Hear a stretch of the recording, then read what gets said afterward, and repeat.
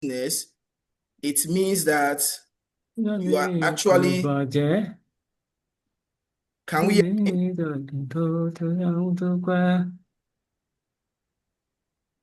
Okay, so please, let's mute our mic so that we can actually hear each other.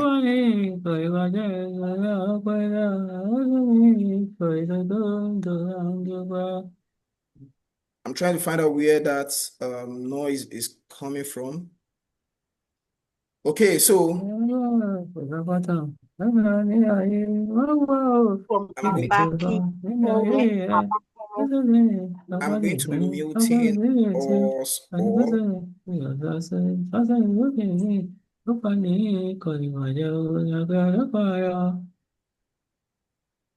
Please, let's mute our mic so that we can hear each other better. All right, thank you. Now, we are also going to be learning marketing and sales systems that support growth. That's the second thing that we're going to be learning in today's training. And the third one is we're going to be learning how to align your business with today's tax reality. I don't know which one exactly is very peculiar to you. Can we comment in the section?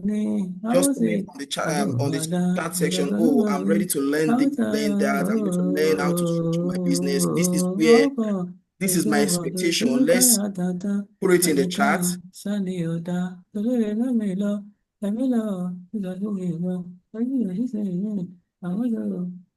Okay, we can put it in the chat.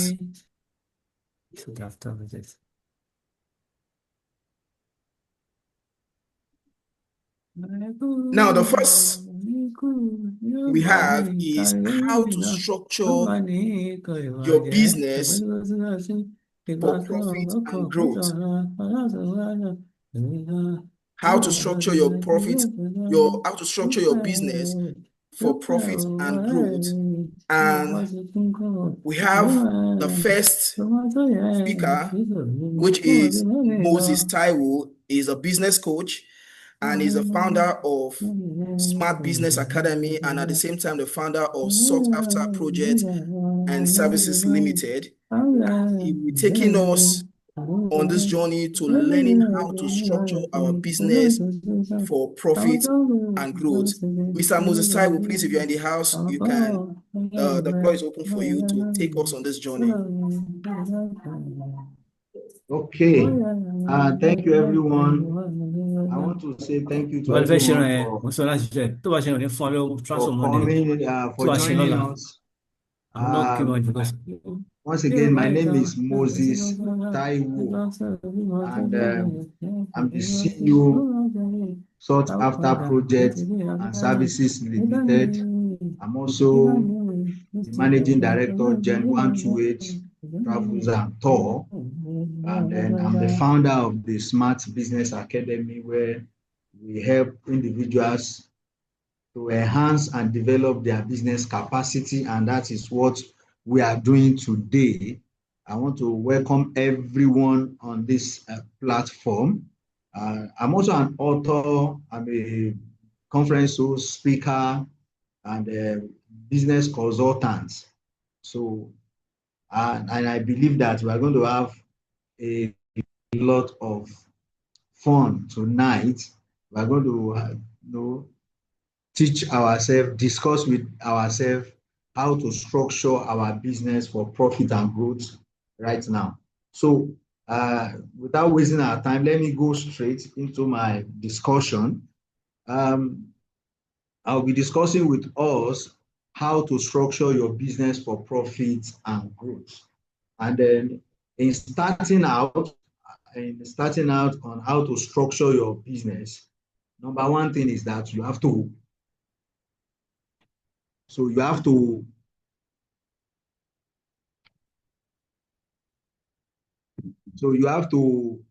register the business. That's the number one thing that you need to do. Register this business. The business that you want to, I believe some of us that are here, we are business owners. And then if you are a business owner, and as it is right now, you've not registered your business, that would be that will not be okay, because to structure a business, you start with registering the business. I mean, registering the business with the CAC, Corporate Affairs Commission. It's like you are giving birth to a baby, and you need to christen the baby. You need to name that baby. And then in doing that, it has to be official so that it will come under the legal framework. And that is the number one thing to do, because a business that is not registered is not really, how do I say it? It's not really okay for anybody to engage with. So, and then when you register your business, that is number one. And then the reason why, let me just give you one of the reasons why you need to register your business.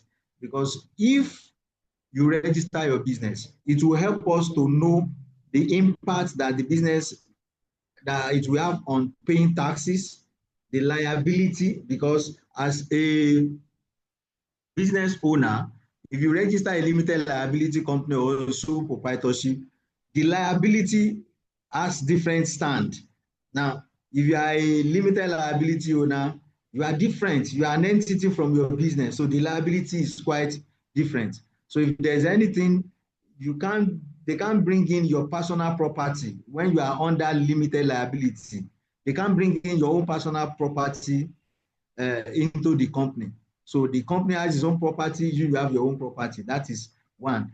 And then you have the control will be also spelled out if you register your business. The control, because if you are a sole proprietorship, that means you have full control of your business. And if you are a limited liability company, there are other people that also control some percentage of your business. So all these things will come out when you register your business. Then also in structuring also involves designing an operational system. Now, what do I mean? Designing an operational system, how do you run the business? That is the operational system. So when customer comes in and the customer is being attended to and satisfied, how does the runs come? Who meets with the customer? How does the customer comes in? What is the first thing after payment? How do they get receipt for their payment? How do they get delivered? How do they get delivery of their service? So that is the operational system. So you need to design that and have that on one part. Also, you need to have a defining rules. Now, a defining rule means that you need you can create different departments within your establishment. Marketing department, finance department, IT department, sales department, customer service department. So you need to define all those things, all those rules. And then the question is, do you really need that rules? Is there a provision for that rule right now? Is there a need for it? We'll talk about all these things later. Then also, in business structuring, it helps you to establish process for efficiency and growth. So when you structure your business, the business will now follow a process of efficiency, because everything will be working according to plan. And if everything is working according to plan, growth is inevitable. That is that. Now, also in business structuring, among the things that you also need when you want to structure your business, you see is number one, that you need to know your need, your area of need. Some of us, we are a sole proprietorship and want to be running like a limited liability company. And that means you are like shooting yourself in the leg, because you are a sole proprietorship. You are the owner, you are the alpha and omega of your business.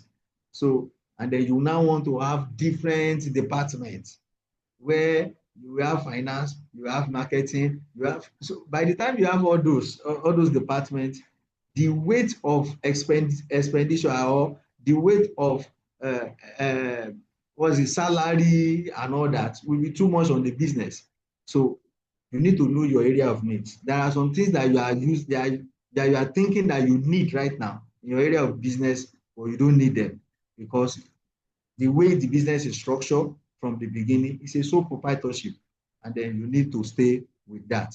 Then also define your key areas of operations.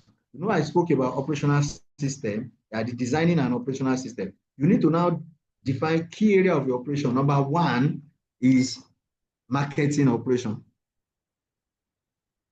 Do you need a marketer or do you need marketing manager? Because these are the things that you need to understand. Do you need an accountant or do you need an operational person? So all these things you need to define it. If there's a need for it, go and get it. But if, since you are the only one, because sometimes if you find out that as a business owner, you might be the marketing manager, you might be the accountant, you might be the operational manager. It comes like that. Maybe it's only one person that you need, that maybe like a customer service or a receptionist that you only need. So then the other things you are doing it on your own. It's not that it's out of place. If you can handle it very well, it's not out of place. Whatever you cannot handle very well, that's a need for you. So if you cannot handle marketing very well, that's a need. So that means you need a marketing person to be, to be employed into the organization, and then both of you will be running it. If you cannot handle finance very well, accounting very well, that means you need an accountant or you need an accounting person to help you. Though you can outsource all these things. We'll discuss it later. And then when you are also structuring your business, since you have some departments, you need to have what we call chain of command. Establish a chain of command whereby we will ask who is reporting to who is taking each decision at every point in time. So whoever that they are reporting to is the person taking the decision or is another person. So you need to do that. And you also need to formalize your workflow. You know, I spoke about operational system. The operational system will help you to design a workflow whereby how do we get customer? When we get customer, how are we going to attend to them? When we attend to them, what is the plan to deliver their expectation? And when we get their expectation delivered, how do we continue business with them? How do we meet up with their expectation and continue the business? Because it's okay to have customers. It's also very, very, very, very good for you to keep continue doing business with such customers. So you need to design a workflow that will help you to go through all this. And with that, we are building a scalable business. Okay. Now, I'm going to design your organizational structure. This is where we talk about the organogram or organizational chart, because this means how people and departments, how are they fit together, how the department is fit, how the people are also fit into the department. Now, you see, like I said, before you go into having department and all that, we need to know your clear area of need.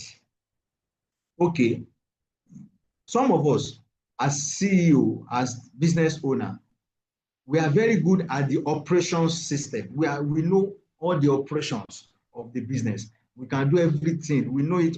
We know if we have been, if they wake you up now, come and do this, you can do it. The operation, you are perfect at that. But you need to also look at, are you good at marketing? Are you good at marketing? If you are poor at marketing, that's another thing. So that means you need somebody to be helping you in marketing. Are you good at closing deals? So sales, if you are not good at closing deals, so you need somebody to be helping you. Meanwhile, you can outsource all this. You can outsource it. You can say, okay, you get a marketing team that will help you. All they are doing is to help you do the marketing, and you are paying them maybe commission, maybe you are paying them anything you want to pay them, maybe salary or anything, but you are not, they are not under your roof. I mean, your company, where they will be coming on Monday to Friday to be working and all that. But you have designed a way where all those things will be coming to you, and then the business will be moving forward. In the area of operation, you might be good at marketing and you are not good in the area of operation. You can outsource it, or you can bring in a partner with you, so that in the area of operation, that's the area that you can explore. I've seen some people that they are into beauty business, like hairdresser. The person is very good at marketing, but it's not good at making the hair. It's not good at making, doing all these kind of styles that people are looking at. So what do? They hire people. That is operation. They bring in people to be doing that for them while they are marketing and bringing in customer. So if they go out to bring customers, somebody is there to handle the operation. Then in area of finance, you don't know how much you make, you don't know how to spend money and all that. You need somebody to check that. You can get an accounting officer, somebody that can be helping you to tell you, okay, this amount of money comes in and this is what you use the money for and all that. Are you getting me? And the person can also help you in budgeting, so that you will not just be spending anyhow. So that is that. Then also, you need to also establish chain of command. Now, in organizational chart, what you are doing in organizational chart is you are drawing up a, how do I say it? A line of responsibility. If you look at my chart, I don't know if you are seeing the chart, you see CEO, department 1, department 2, department 3, job 1, job 2, job 3. Now that is organizational chart. Now in this now, that means the boss, who is the CEO, is at the top. And they have finance department, let's put that to be department 1. Marketing department, let's put that to be marketing department 2. Then department 3, let's put it to be IT department. So now all these departments also have other people working under them. Job 1, job 2, job 3. So all of them, the job 1 and job 2, they are reporting to department 1. Job 3 and job 4 reporting to department 2. Job 4 and job 5 and 6 reporting to department 3. So all these people now, they are reporting to the head of department. Whereas in this diagram, the head of department is reporting to the CEO. And this one helps in making quick decision, and then it helps to reduce the stress from the CEO. Can you imagine that all of them, they are all talking to the CEO at the same time? The CEO will soon run out. But it has, we have designed it in such a way that they have where they are reporting to, and that person they are reporting to will also have somebody that is going to take the reports to, whereby decision will be made, and then it will now come down again. If decision is made with department 1 from the CEO, department 1 will now come to job 1 and 2 and tell them, see, the CEO have told us this is what we do as per this case, and he analyze it to them, then they carry on with the job. So the chain of command help us to know who is reporting to who, and then who is getting report from, getting feedback from the other. So it helps you, because if you don't have chain of command, and then you are just, everybody is just at the same level, everybody will be looking at you, thinking that you should make decision that they too are thinking that you two are thinking, you are thinking for them to make decision, and then everybody will not do what other people are thinking they should do. Are you getting me? Then we have span of control. Now, on the organizational chart, span of control also helps you. Like if you look at department 1 now, job 1 and job 2 is reporting to department 1. So that means the department 1 can only handle two, let's say 2 people at the same time, job 1 and job 2. That is all. After that, you can't handle any other person. So if there's any need for us to get another people under job 1 and job 2, that means the head of department 1 will not be able to. So we now need, there's an area of need again for us to employ somebody that is capable to handle that place. And that's how business grow, and how is also being sustainable. And then we have specialization. So now the person in job 1, we have to ask if the person is area of specialization. Is he the area of specialization that we are really employing for? Is he in that position right now? So if we are employing for that position and that is the area of specialization, we now need to give him a clear job roles and responsibility for that position, so that when we are also looking at, to analyze his performance, we will know either he's performing or not, because that's another thing that helps in business structuring, performance. And then we now go to documents. Now that is, you document process of operation. It's very, very important, and this is creating system for consistency and growth. There are many organizations that they need to have what we call staff handbook. Many companies does not have staff handbook. You see, this staff handbook helps you a lot. It helps you to have area of key tasks where every individual, as they are coming in every department, their expectation and the the timeline for delivery, the specialization you are looking at, so that there won't be any issue at all. So if there's anything that comes out as per discipline, as per implementation of policy, you go back to that staff handbook, and that will serve as your Bible, whereby you go back to it and open it to know, because some people might misbehave and then you want to deal with them. It will be written in the staff handbook. But as we are talking now, one of the things I want us to consider is standard operating procedures. Now, when we talk about standard operating procedures, we are not saying that it is a standard that is generally for everybody. It's just your own standard, your company standard operating procedure. Because if you look at it, some people might be thinking maybe in the industry. No. Because if you want to consider the whole industry, you might not have the power to be placed on the level of which the industry is expecting you to operate.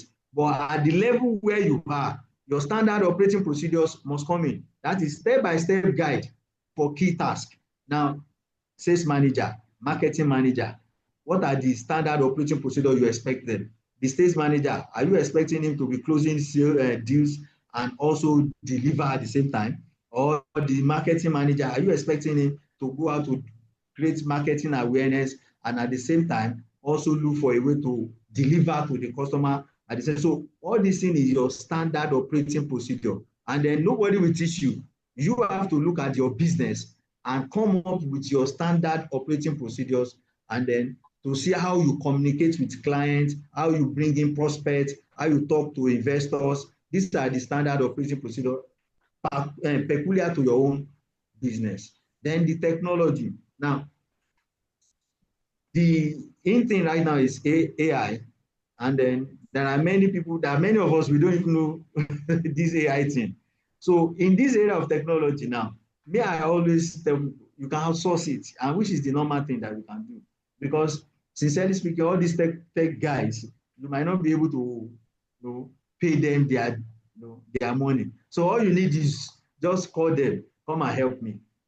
Help me, because some of us, we need inventory. We store goods into our store, and then we just find out that the goods are coming out, money is not coming in. And at the same time, you don't even know how many of it you have in your store. So you need a technology that will help you with inventory. Then what about finance? You have an accountant, you are using Excel. You need to look beyond that. If you want to go into QuickBooks, you go into other accounting software, you need to do that if you have the money to implement that. And it's very important. So it will help you in the real time. Then communication. Now, when we talk about communication, not only by phone, not only by WhatsApp, there are many technology systems that you can use to relay, to talk to your customer, or to send messages to your customers. Like that on your birthday or during the new year, you see many banks sending you Happy New Year. And then you look at it, how many customers do they have? If they have about 10,000 customers, how do they send that kind of message to 10,000 customers? That means there's a technology in place whereby they use. So use yourself, look at it, because this technology will help you to reduce stress. It's just a button away. Bam, as you press the button, you get your thing delivered to your client. Then resource allocation, that's budgeting. Budgeting, and then tools that you need, and then inventory. So you see, the particular one I want to mention here is budgeting. Many of us, we don't have we don't have budget. As the money comes, we spend. As the money comes, we spend. So you need to have budget. You need to look at as the money is coming, know how much you are making in a month, and then after 3 months, how much has come in. Then you look at how much you have spent, so that in the next quarter, you will know how to budget yourself. So, okay, I made 5 million naira this quarter, and I spent everything. I need to have savings. I need to know how to put money. Maybe you look at, what do you put money into much? Maybe you put money more into marketing. You need to see, is there any feedback? Maybe you put 10 million naira in budgeting, and at the same time you did not make up to 2 million. You find out that that's not a good spending. So you look at it and budget, so that you will know that you will not be spending anyhow. And it helps you a lot if you can plan your finance via budgeting very well. Then let's look about how to plan for growth and future. Now, scalability. You build a structure that can adapt as you grow. And you see, when you see one thing, you will, at the same time, if there's going to be a change, the change must be a major change. It's not just any change. It must be a major change that requires you to work on what you have built before. So if you want to build, you build something with the mindset of future, that you look at it that, okay, we are 3 now. There will be a time we will be 10. I mean, the staff, they will be 10. There will be a time they will be 15. So when you are planning anything, you plan it with the future that you are moving into. That's why I said, when you have a company, try and come up with a staff handbook. Now, when you come up with a staff handbook, you might only have 2 staff as at that time. It doesn't matter, because that 2 staff, as the business grows, it will enter into 10 staff. Before you know, you have 20 staff. And then if you don't have anything that you can use as a discipline measure, or where you can visit when you want to make some discipline, it will backfire, because as at that time, when they are 20, the first people that started with you, by the time you start, they did something wrong and you want to punish them, they will be like, mindset of that emotion. Oga, me that I've been with you since all these years. And then what he did is very, very is foundational to your business. Maybe somebody he went to go and sell your goods, and he did not bring money. He sent the money to his own account. That's a punishable offense that you need to deal with very well. And by the time you are dealing with the person, and you don't have anything inside the staff handbook to visit and tell them, okay, with this one that you do, the staff handbook says you are sacked. When you sack the person, you see the family. If you don't have staff handbook that says that, if you sack, the family will come out, Oga, Omo yin na ni, is your son, please beg, I beg, we beg, all those stuff. But if you have something that's like a standard that you operate with, it will help you a whole lot. Then right people. You see, you can't get the right people. You can't get the right people. I can bet you. I've been in business for some time, but you can get some people that you can train to be the right people. How do I mean? There are people that comes into your organization, they come in as a rookie. But if you take your time and train them, they will get to where you are thinking. There are many people that I've met on this journey that they don't know anything when they met with me, when they came into our company. But with the training that I'm giving and the patience that I also exercise, I'm seeing them get into that place that I'm seeing. And then somehow, we are becoming a team, and they are becoming the right team to me. But that's not how they came in. Because some of us, you say you want to get the right team, you want to get the right people, and we don't have the money for them. There are people that they have that zeal, that they want to work with you, and then you can see that you can train them, bring them close, and train them to become what you want them to be. And with a matter of time, just with patience and training, advice, then they will become such. Do you understand? So to get the right people, you have to be, you as the owner, you have to be patient enough to scout somebody that you find out that with this, you can begin to move this company forward. Then professional advice. You need professional advice when you structure your business and you register the business. You need professional advice. You need a lawyer. You need an accountant for legal, for tax advice. You need all these people. They are very, very important that you get them. If you don't have money to go and get a lawyer, go and make friends with lawyers. Go and see them where they are and go and make friends with them. If you don't have money to get an accountant, go and make friends with them.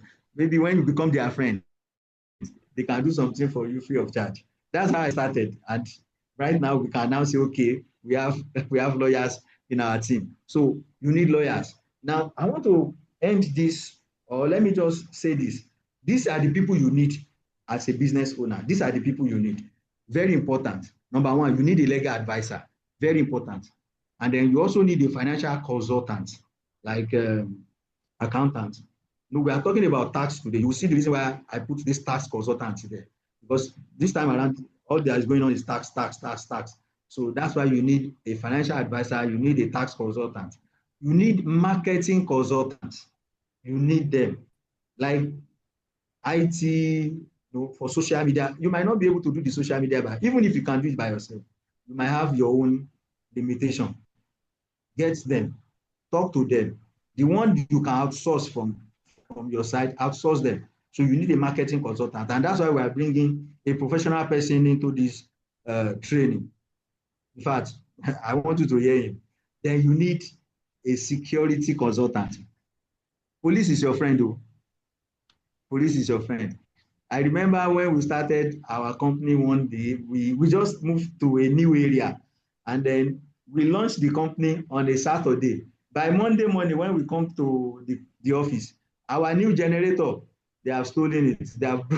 They broke into our office, carried the generator. Generator that was over 300,000 naira. They broke it and carried it away. And that day, I now know that security is very important. And since that time, my neighbors, they said they don't need security because of I know what I put inside my office. I have to hire security to be around the office, because you need security consultants, you need people, because it depends on where you have your office. If you have your office in a place where at the end of the day, maybe in the evening, the whole place is very, very quiet, you need somebody to be around your office, because you don't want to struggle, buy things, and at the end of the day, somebody will just come and carry all your property.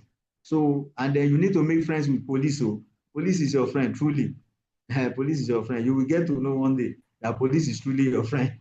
Then you need a business mentor. Now,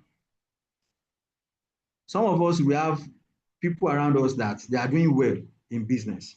You need to make friends with them to mentor you. Talk to them about your business.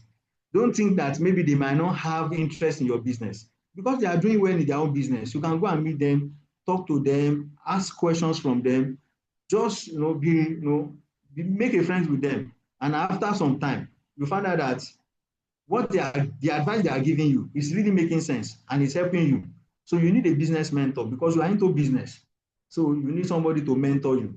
Then the last one, this is not the last one, this should be the first one. You need God, your creator. You need God. I don't want to dwell on this too much, but you need God, because doing business in Nigeria is not easy. It's not easy. So let me give you benefits of business structuring. Number one, it improves efficiency. Business structuring improves efficiency in the sense that since everybody, we have the organization chart and everybody is on the same level, we begin to make quick decisions and then we begin to work as a team and the efficiency will be increased. Then number two, it also helps for better decision making. Now we know who we are reporting to. We know who is giving us the results that we are waiting for. So decision making will be faster. Then number three, it increases customer satisfaction because we have the workflow on ground. We know when customer comes in, who is the first person to meet with the customer, what is the next thing after the person meets with the customer, how do we get the service delivered to the customer. Before you know it, all these things, since you already have them, it will just be seamless work. And then customers, when they come in, they will be very, very satisfied with your delivery. Then it reduces stress. As a owner, it helps you to work to focus more on your business, because since you have people around you that are working, There are a lot of people around you that are doing the work. You are not the one that will go and call for to go and market. You are not the one that will come and write receipt. There are accounting, everything is just working. And then you now, by the time you sit on your own desk, all you are looking at or you are focusing on is how do I move this business forward? And because nobody is distracting you, you begin to see how to move your business forward. Then lastly, it helps you to work on your business and not in your business. Now, work on your business is different from work in your business. Work in your business means that you will now be involved in all the operation. So when they want to do marketing, you are there. When they want to write receipt, you are there. When they want to go and deliver to customer, you are there. But if you have structure in your business, you will not be there when they are doing every other thing. You only be seeing the business from the top and be seeing some of the mistakes that your staff are making and how to correct them. So you will be on top, seeing them while they are inside the business doing the business. So it will help you to work on your business and not in your business. And then I want to say thank you very, very much. I had to make this because the next person you want to listen to, my God, you need to clear your table now, because the person you are about to listen to is one of my ogas, and then I really trust him so much that he will give you justice to all that we meant by saying how to build a structured business for profit and growth. So he's a marketing consultant. He's a marketing guru. I've known him for the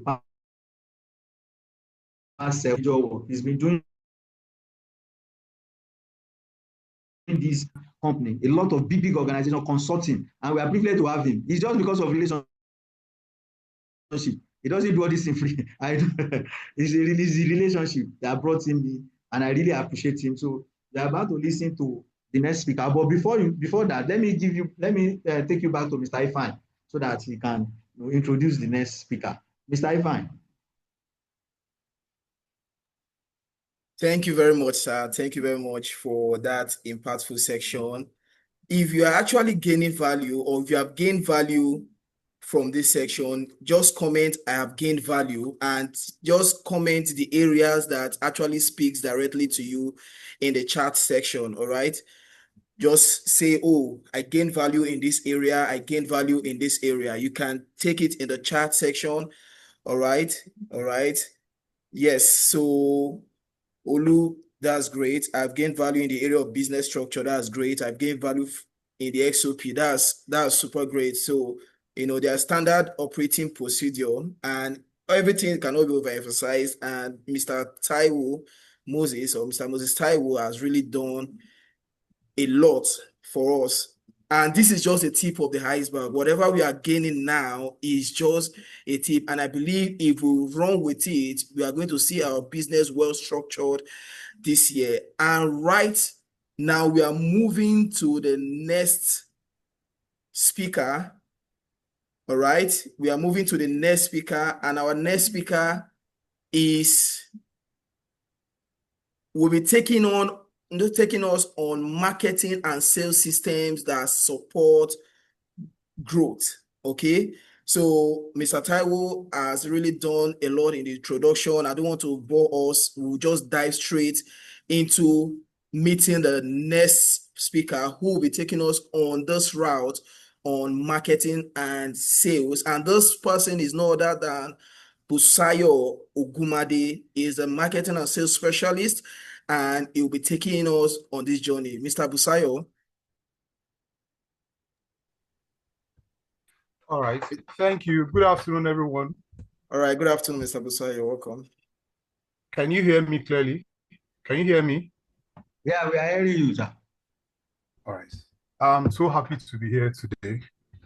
Is it appropriate to still say compliments of the season? Is it still appropriate to say compliments of the season to everyone here? Yeah. All right. Without wasting our time, let me just quickly start off by saying most businesses don't fail because the owners are lazy. They fail because they confuse activity with strategy. You see, posting every day is not marketing. a lot of us get involved in all that. We post every day on our social media platform, but that's not really marketing.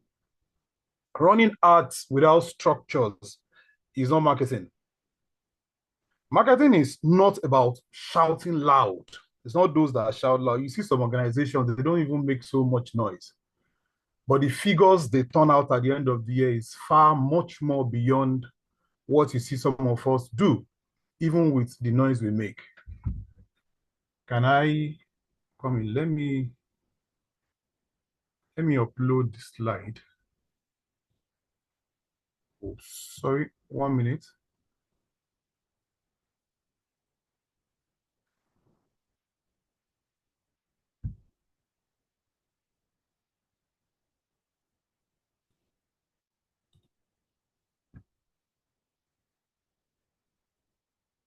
Can you see my slide?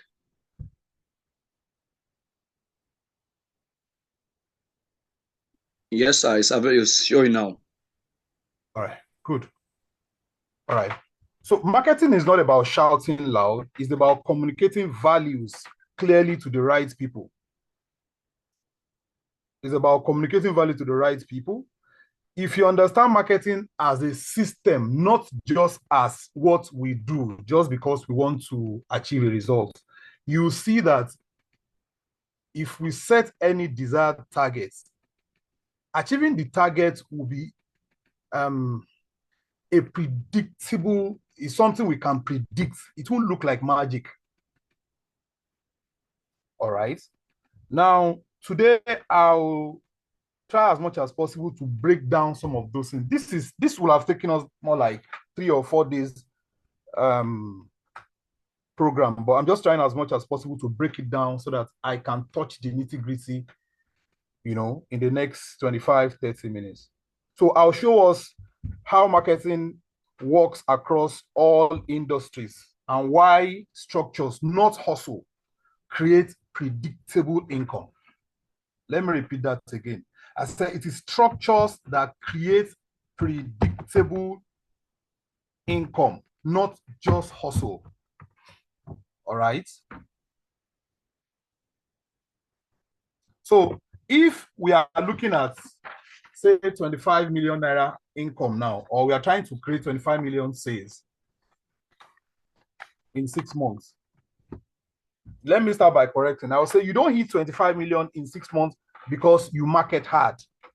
You hit it because you market deliberately. You have a well laid out marketing plan. All right. You see, the businesses that grow fast are not always the best, are not always the ones that have the best product. Have you noticed that? Most businesses that grow very, very fast are not the ones that have the best products. All right. They are the ones that communicate value clearly. You know, they have targets precisely. They have where they are targeting, you know, and they convert easily, consistently. Don't worry, forget about all the grammar I'm blowing now. When we get into the nitty-gritty of the discussion, you understand some of these things I'm talking about. All right. So the whole essence of what I'm saying now is marketing is methodical. Marketing is not noise. Marketing is structure. So if you are looking at, say, hitting a target of 25 million in 6 months now, what that simply means is, okay, month 1, you should be doing about, how much is that? If we divide that in 6 months, if you divide 25 million in 6 months, month 1, you should be making how much? I'm sure we can all do the calculation there. All right. Now, why do most businesses fail to achieve their set targets? Why in marketing parlance, why do they fail to achieve, you know, the target they set out to achieve? Number 1, there's confusion. You see that most businesses don't want, and this thing is not just particular about one industry. Research has proven that what I'm talking about now, cut across all the industries. Either you are in real estate, you are in tech, you are in fashion, or anywhere you might find yourself. Most businesses fail to achieve their set market target because there is confusion, or they don't have system, or they don't have consistent sales, or they don't follow up. You know, what do I mean by saying these things? You see, across all the industries in Nigeria, either you're talking about fashion, real estate, consulting, food, tech, technology, the same marketing mistakes always show up. It's either you see that they are marketing without structure, or they are posting without a sales objective, or they don't have any targets. They are just marketing to everybody. You see, when you ask some people, you say, who is your target market? They'll say, everybody. Everybody can't be your target market. The truth of the matter is, no matter how fantastic your product is, some people will not, they can afford it, but they will tell you they're not buying from you. It is basic. No matter how fantastic your product is, no matter, you know, what you do, no matter how wonderful your product or service is, everybody cannot be your customer. Everybody cannot be your prospect. Everybody cannot be your target. So you need to know your target. You need to know your audience. For example, if you want to sell ice water now to people in a cold temperature, I mean, in a cold space, are they your audience? They are not your audience. So you need to know your target from the very go. So another reason why you have them is they depend on referrals alone. They will say, okay, when I talk to this one, he will refer me to that. Referral itself is good, but you don't depend on only referral as a system of building your marketing plan. All right. One of the reasons why they feel is they spend money on ads without conversion system.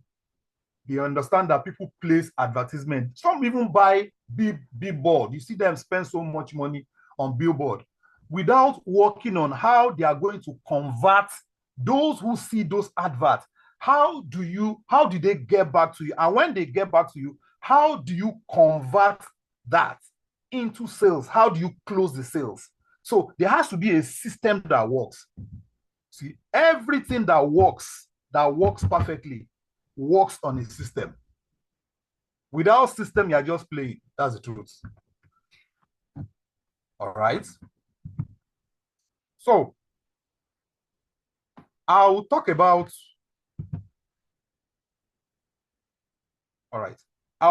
the marketing equation that works across all the industry. Whatever industry you find yourself. The first question you ask yourself is, who are we targeting? Who are we targeting? These are our marketing whole exercise we are looking at. Who are we targeting? Number two, what is the problem we are trying to solve? What problem are we trying to solve? Number three, why should people buy from us? Because we are not the only one that is selling this product. Even if you are the first person that started this, after some time, when people see that you are making so much money from that venture, you see a lot of people coming to join you. So you need to answer those three questions. Who am I targeting? What are the problems my product is solving or service? Then number three, why should they buy from me? Why should they patronize me? Why can't they go to another person? All right. And everything boils down to these four things that I want to discuss. Number one, target market clarity. I said businesses don't grow when they target more than one people. They grow when they target the right people. Everybody is not your friend.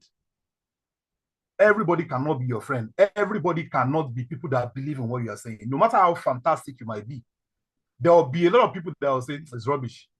The same product that people are saying is rubbish, to get to another space, they'll be like, wow, where have you been all this while? It's always like that. So you need to, have your target. You need to be clear. There has to be clarity about your target market. That question has to be very sincere. You need to answer that question sincerely. Everyone, if you are marketing everyone, that's a very, very ineffective way of marketing. You need to market specific buyers. There has to be some specific buyers that you're targeting. And I'll tell you why that is very important. All right. So for people in businesses, I wrote here, I said in Nigeria, successful businesses are hyper specific. They know what they have their target. For those in close selling business, It is wrong for you to say we sell clothes. If I say we sell clothes, like that's vague. All right. But it means when you say we sell we sell workwear for women in corporate Lagos aged 25 to 40. You understand what I'm saying? So you have been able to limit your clothes to a particular area so that when you are hitting them with all your marketing plans and all your marketing strategies, number one, you will save your resources. Number two, you know who you are targeting. Look at this classical example. If you have a gun now, and they said you want to kill like 100 people, and you have what you have in the gun is your resources, little resources. You don't have so much, and you want to target between somebody that spreads, I'm wasting all the resources everywhere, and somebody who has a particular place is shooting, who is likely going to achieve more results? Is the person that has a specific place is targeting. So your target market has to be clear. That has to be clear from the get-go. All right. The next thing, you have to build your value proposition. What do I mean by building a strong value proposition? It's so simple. Your product is not the value. The product you are selling, for example, this water is not the value.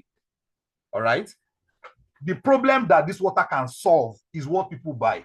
People are not buying water. People are buying the value water is going to be. Don't let me use the word value. When I say value, I might end up confusing myself and confusing my audience too. The outcome of water is what people buy. People don't buy car. They buy comfort. They buy mobility. People don't buy house just because they like the building. They buy, they are buying posterity. They are buying comfort. They are buying values that can preserve their wealth from inflation. If you keep the same money you probably used to buy the house, if you keep it in your house now, let me say you probably bought the house 100 or 200 million. If you keep that same 200 million in your house, in the next 10 years, you will know that as a result of time and inflation, that 100 million will not be 100 million again. But if you buy a property for 100 million, in the next 10, 20 years, that 100 million will have increased. So the reason you are buying the house is not because you are buying what that product, the value, the outcome it gives you. So customers don't buy food, they buy convenience or status. Customers don't buy property, they buy security or wealth preservation. Customers don't engage a consultant, they buy the clarity and results the consultant is bringing to the table. All right, am I making sense? Okay, so for your marketing question, you must answer this question. After people pay for this product I'm selling, what changes will happen to their business? What changes will happen to their life? All right, it's always good to market from your own point of view. If you can answer those basic questions that you know that people will ask you, and you know that your product can solve all this, it's easier for you to even talk to people when you are talking about your product. All right. Now, let's quickly look at the 4 marketing pillars that drive fast growth in business. 4 marketing pillars that drive growth in business. Number 1 is visibility. Number 2 is credibility. Number 3 is conversion. Number 4 is distribution. I'll quickly run through them so that I'll save our time. What do I mean by visibility? What do I mean by visibility? If they don't see you, they will not buy from you. The truth of the matter is, some real estate companies are doing better today, not because they have fantastic products or they have fantastic system. It's just because of visibility.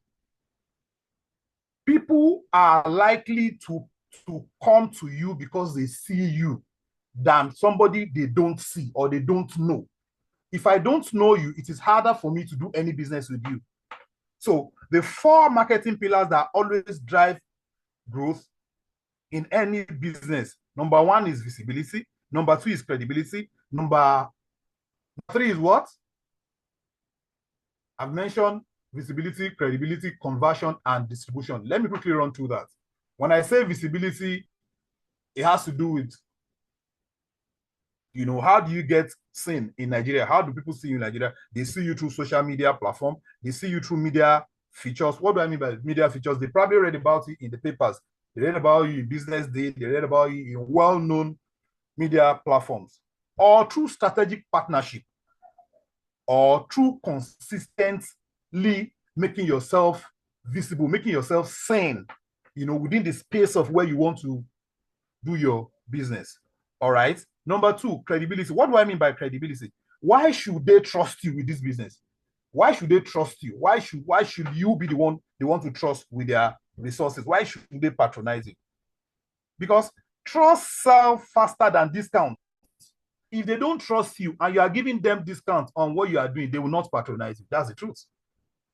People are not just buying the product alone. They are buying trust. Somebody you don't know before, and he said he's going to sell you so amount. In fact, he said you can even pay 10% now, moving after 10 years, you pay another one. It's just because that element of trust is there. If element of trust is not there, no matter how much you make noise, no matter how much you spend on your marketing effort, it won't make any difference. So how does credibility come? Credibility comes from testimonials. You probably sold a product to Mr. John.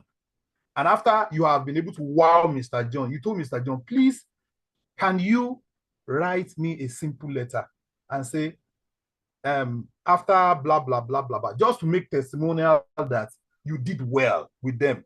And you took the testimonial and you file it. It's going to form part of your marketing asset.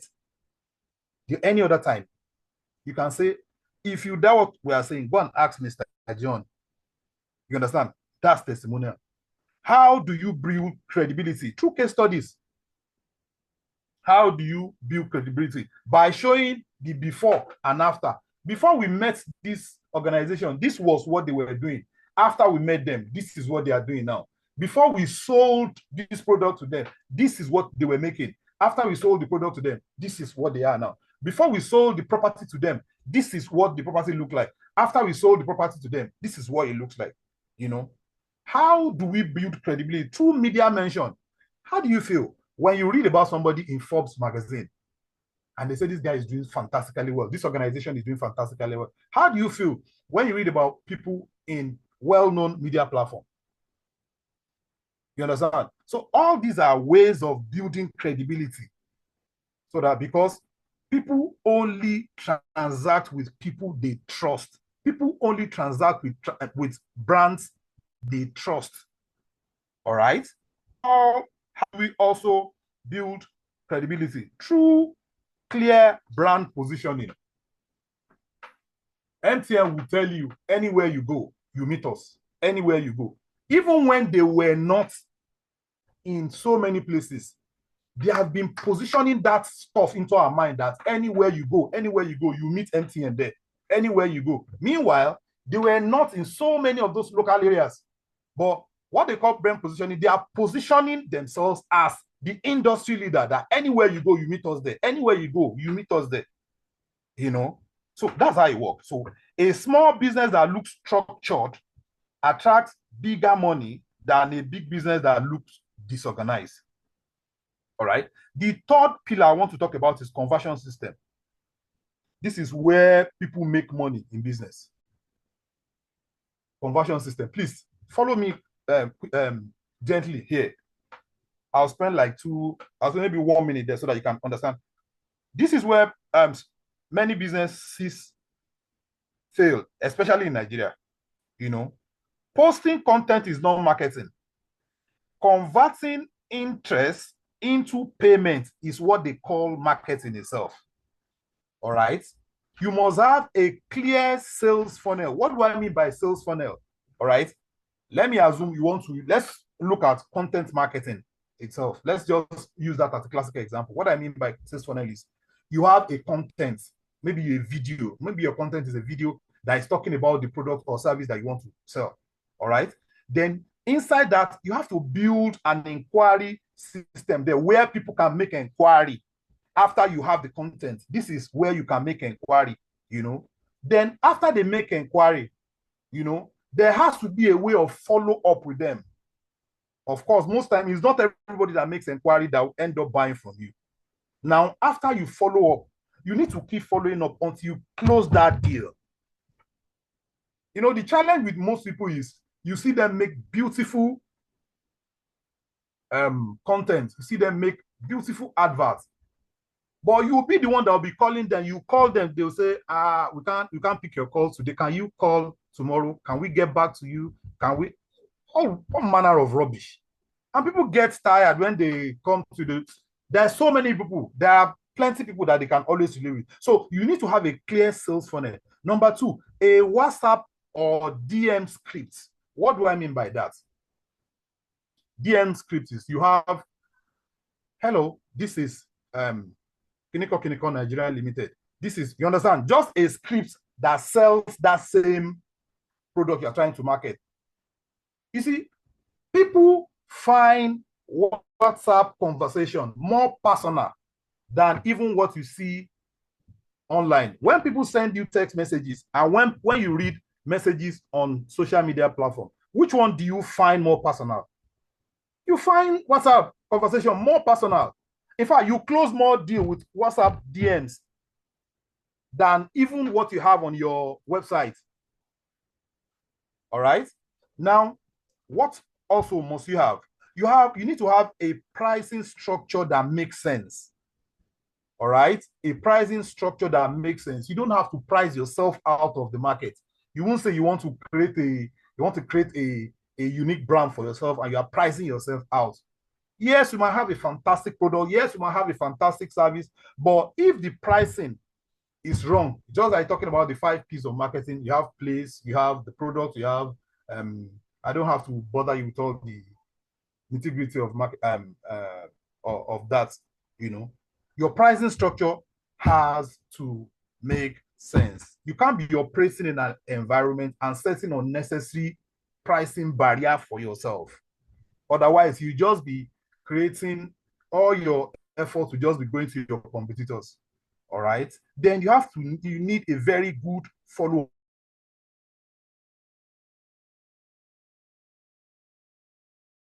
Up, not just first contacts. There are some people you follow up, you keep calling them today, but a lot of us are quite anxious. We're always angry. You call somebody today and he probably bang the phone and you'll be like, how old is the man, self? I'm even older than him. If you're older than him, man, go and look for your mate now. Is he your mate you want to sell something? Is he about age? So no means nothing. If you are marketing to someone today and you know he's within your target area, if he tells you no, no means nothing. You know, I have a very good story. I keep telling people. They said there was a guy they call, I'm sorry, I'm digressing a little bit. They call him Playboy.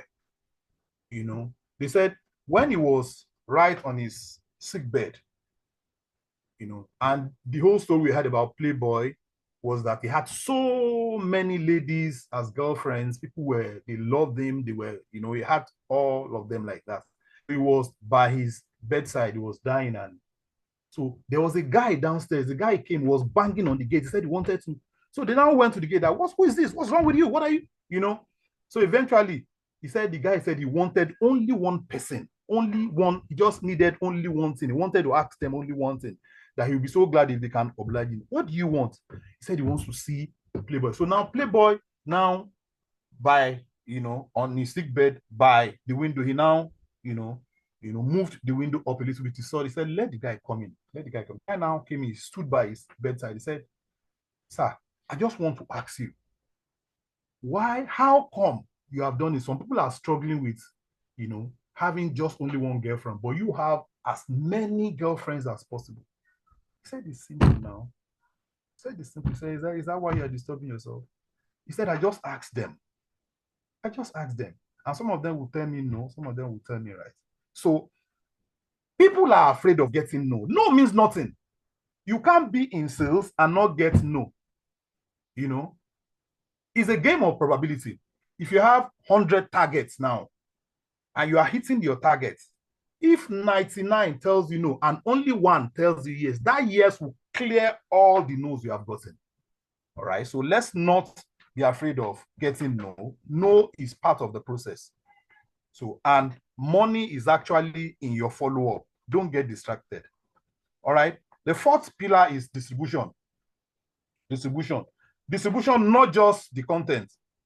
All right. Good content is useful. Okay, that's what I just tried to explain it. The last one, the fourth one is distribution. So good content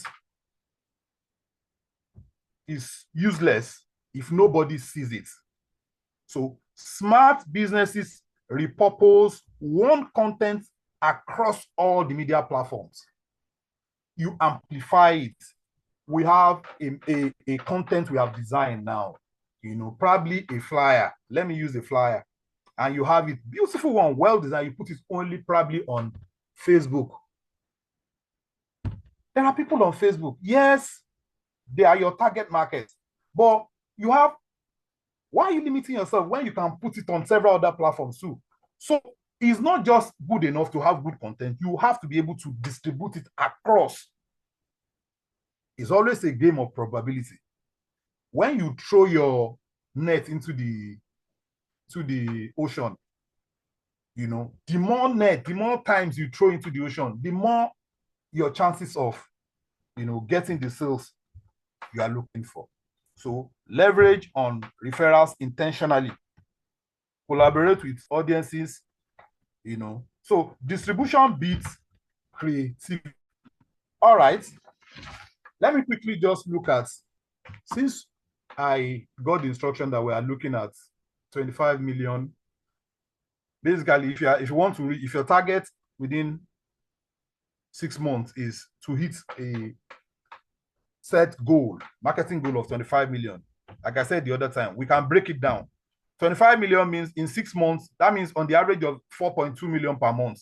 So what it means is either you sell 42 products at the rate of 100 naira to 42. That means you are selling 42 products for 100 naira. So for 100,000, that will give you like 4.2 for every month. Or you sell 21 for 200, or you sell 10 for 420, or you sell 5 for 840. Marketing is about designing offers that make these numbers possible. So you are trying to be real with yourself. You know, you are saying you want to make 100 million now. It's not a question of just sitting down praying that, okay, I'm going to make that 100 million. Can you see me? Sorry, let me just, I don't want to go and put on the gen. That might take some time.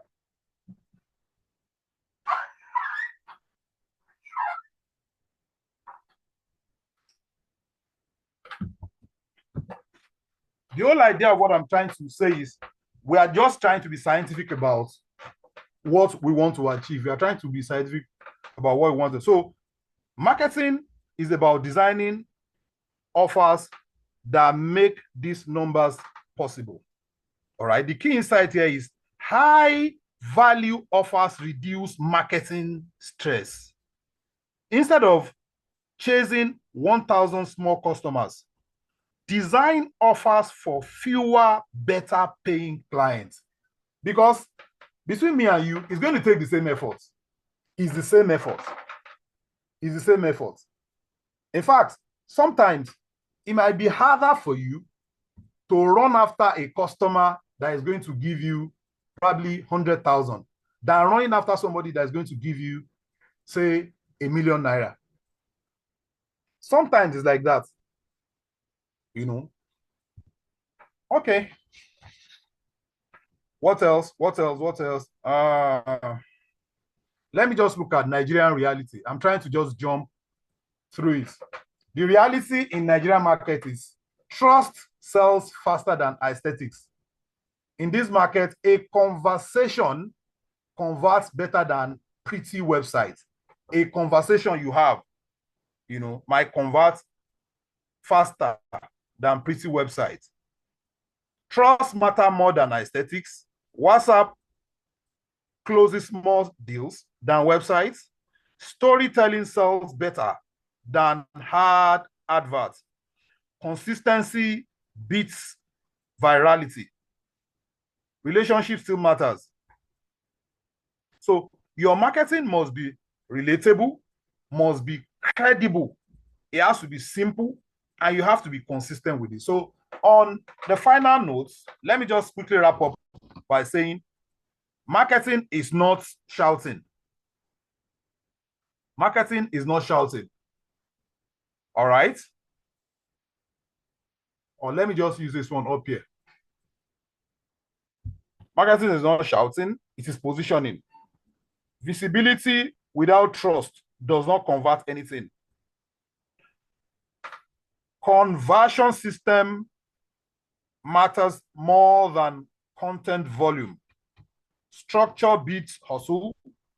Revenue follows clarity.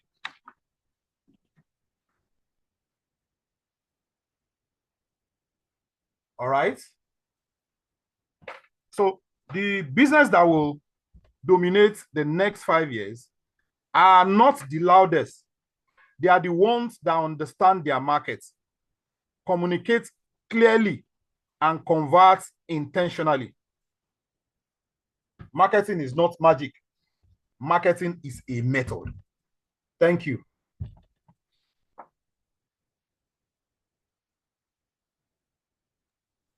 Thank you so much, Mr. Thank you so Busayo. much, sir. God bless you. Thank you so Thank you, sir. much.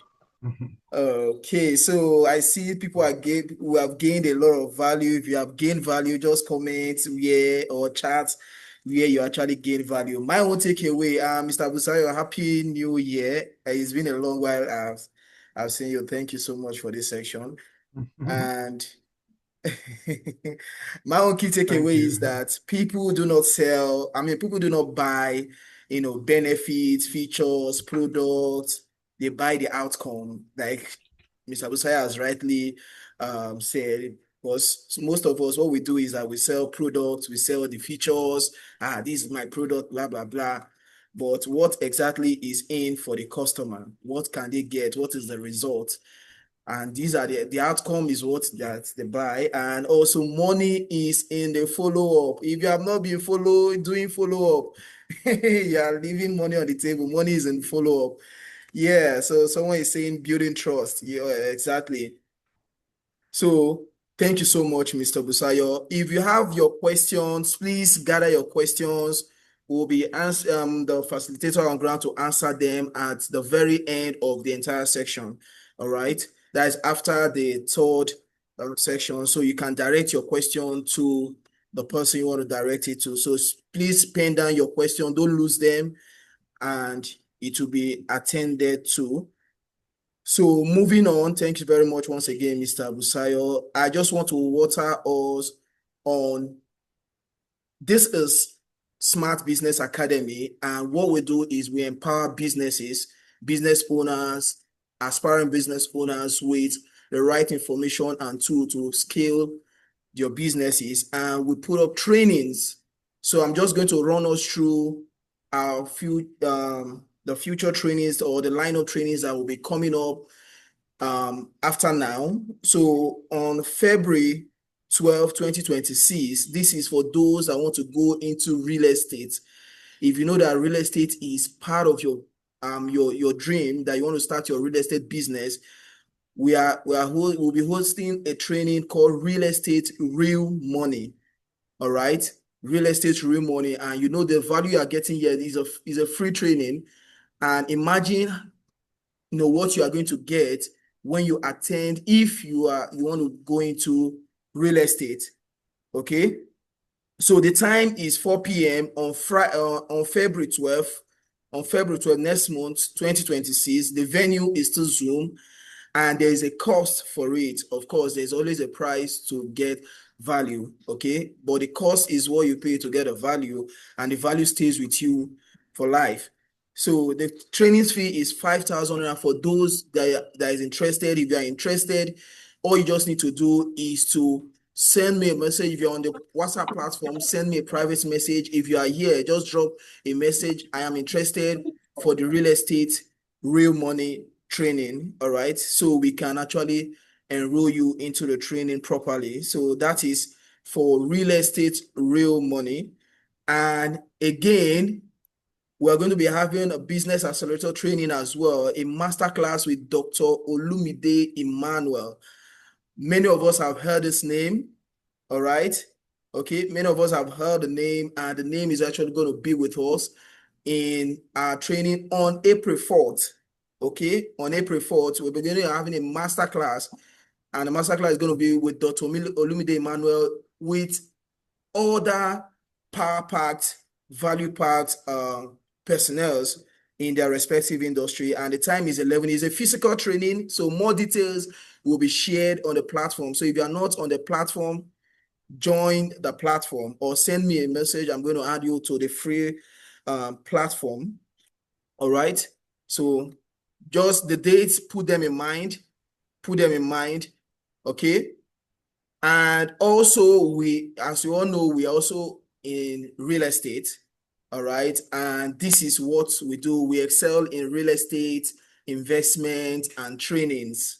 Okay. Smart Business Academy is a sub of, Sought After Project and Services Limited. And this is our estate that will be launching in March 7th, Goodland Estate, and is located at Owode Ilaro Road. For those that are yet to own their land and they are looking for where that comes with guaranteed peace of mind, if you are looking for it, you want an hassle-free land buying journey, Sought After is your best bet, and Goodland Estate is actually the estate you want to be in.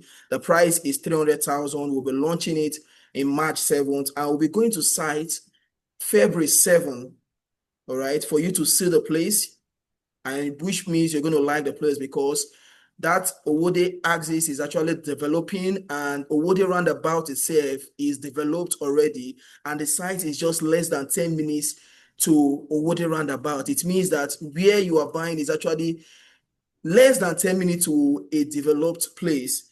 And it means that development is going to move into where you're buying from at a very short period of time. So we will move into the site February 7th from the office. Our office is at 45 Idimo Road, Ponle Bus Stop, Egbeda, Lagos. The price is 300K, as you can see it. And for those that are ready to pay outrightly, you get your document for free. All right, we're going to process the document, and the document you'll be getting is provisional survey. So if you need more details on this, just send me a message on WhatsApp. All right, the contact that you are seeing there, send a message on WhatsApp to that number that you're seeing on your screen right now, and you will get the full information on how to access, possess, and own a plot in Goodland Estate as well as Ilewura Estate. So we are moving straight into the next section. So as I said before, launching is March 7th, and February 7th also is when we are going for site inspection. We also do investments. You can save minimum of 20,000, you can save 20,000, 50,000, and you get 20% return on investment. All right. And you can do one time 50,000 minimum, maximum infinity, and you get 40% return on investment. All right. And you can also do what we call land banking, where you buy land, you hold it for 12 months, and you get 45% return on your investment. I am too fast because I just want us to stay within time.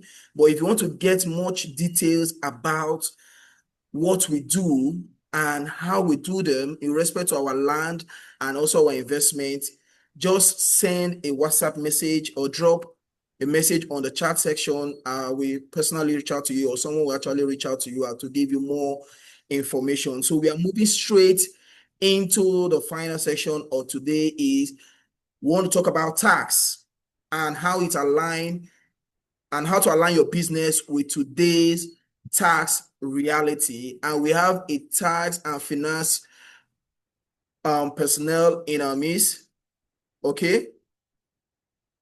So this person is a finance and data governance professional in the person of Osadeyi Oluwatoyin Olamide. And actually my ears are open, my biro, my pen, my book are actually ready to listen to this new tax policy and learn from it. I believe you as well are ready. So, Mrs. Oluwatoyin, the floor is yours now. Good afternoon, everyone. Can anyone hear me? Please give a thumbs up if you can hear me. Can you hear me, please? Yes, ma'am, we can. All right. Good afternoon. Yes, we can hear you. It feels so good to be in this meeting. Thank you so much to the host of this great impactful meeting. And I want to say Happy New Year to everyone. And so, without wasting much of our time, my name is Oshadeyi Oluwatoyin Olamide, and I'll be speaking to us on the new tax law, what individuals and businesses must know about the new tax law. Well, I know that when we all heard about this new tax reform last year around June, everybody was running helter skelter. Oh, how is this affect me? How is this going to affect my business? How is this going to affect me as an individual? But one thing I want us to know is that the tax law is here and is here to stay. There is nothing we can do about it. So going straight to the point and what we need to know. So I will try to make sure um, I I give everything I want to give within the short time that we have. So what are the points we need to know about this new tax law? The new tax law merges multiple levies into one system to simplify compliance, and that is from January 2026. So what this new tax law does is that instead of paying several taxes, they said the government says, okay, let's come together, let's merge all these levies together into one system and simplify it. And that was what brought about the Nigerian Revenue Service (NRS). You know, before we had the JTB, then we had the FIRS. Then the government now said, no, don't let us separate them. Let us merge them together into one system. Another point to note is that low income earners and small businesses pay nothing, while higher earners and large firms pay more. I'm sure most of us would have been seeing the whole information. They would have been seeing the information about this new tax law. Low income earners, I mean, that is from people that are earning 800,000 below, they pay nothing.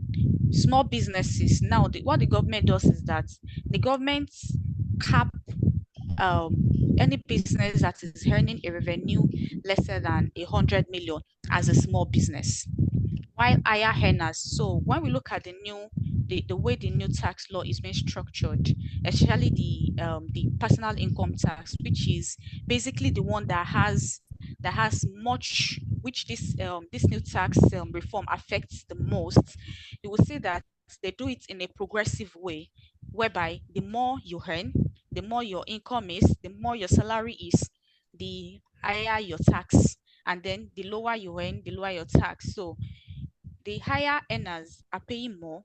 Large firms that are earning over 100 million as revenue or sales, they are paying more tax. Now, we need to know that our bank transfers are not taxed automatically. This is a myth that has been going round. Only unexplained income becomes taxable after filing. I remember a video I saw by our new tax man. He said people that don't even have up to 1 million naira in their account, they are the ones making noise about this new tax reform.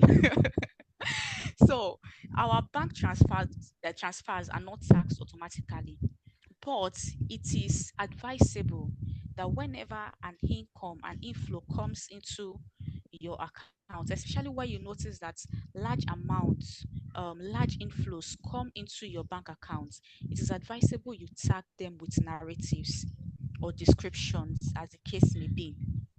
make sure if an inflow of say 20 million is coming into your account and it is not your regular income, it could probably be a loan, it could be a capital support from someone, maybe you want to start a business. It is advisable you put that narrative. Now, if you are Hello, sorry, please, you can increase your volume. We can barely hear you. Yeah. Oh, so sorry. Is it better now? Yeah. Is it better now? Yes. Okay. So if you are, let's say your basic income in the month, I mean, as a business owner, let's say your income that comes in is usually, say, 1 million naira, 800,000 naira, and suddenly, about 20 million naira comes into your account. It comes in this month. It comes in next month.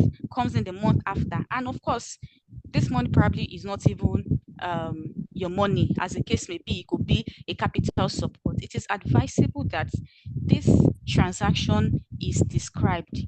It gets the right narration, so you will not be taxed unjustly, as the case may be. Increased tax-free threshold. The first 800,000 of annual income is now completely exempted from tax for all individuals. Like I said earlier, providing significant relief for low-income earners. So that means if your annual income is 800,000, it is expected that your monthly income is about 66,000 naira. So you are not expected to pay any tax. So the exemption apply only to, unlike the previous tax law where the exemption is applied to only those that are earning the minimum wage.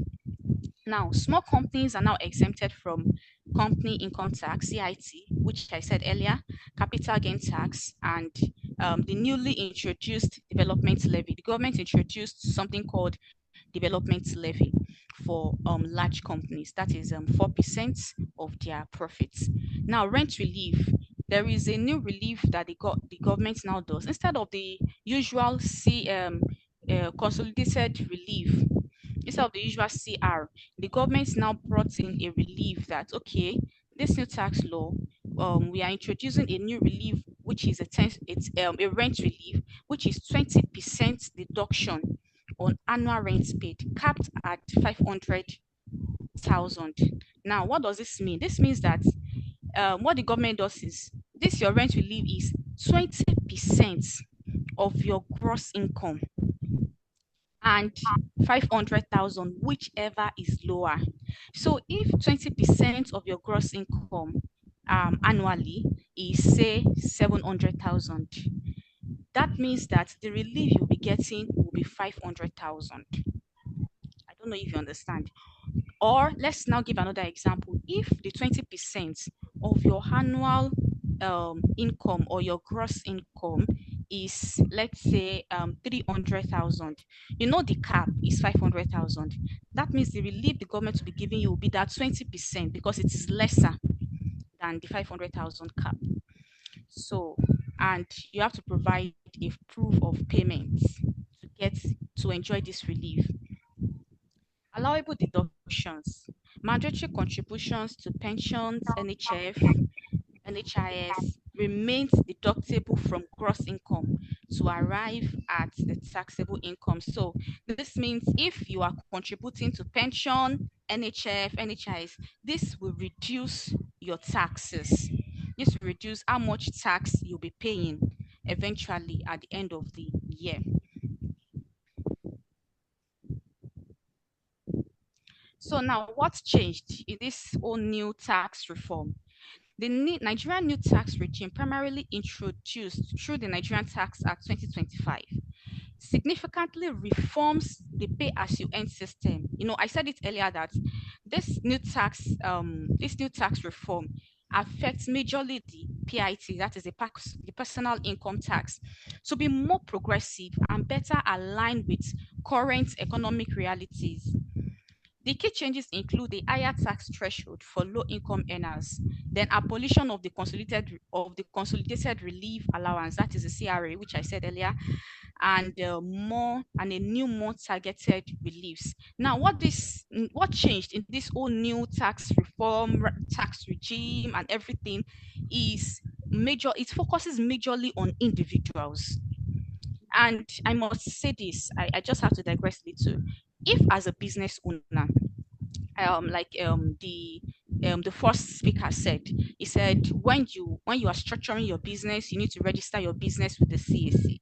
Now, when you are registering your business with the CAC and you register your business as a business name, the government is seeing such business as a sole proprietorship business, right?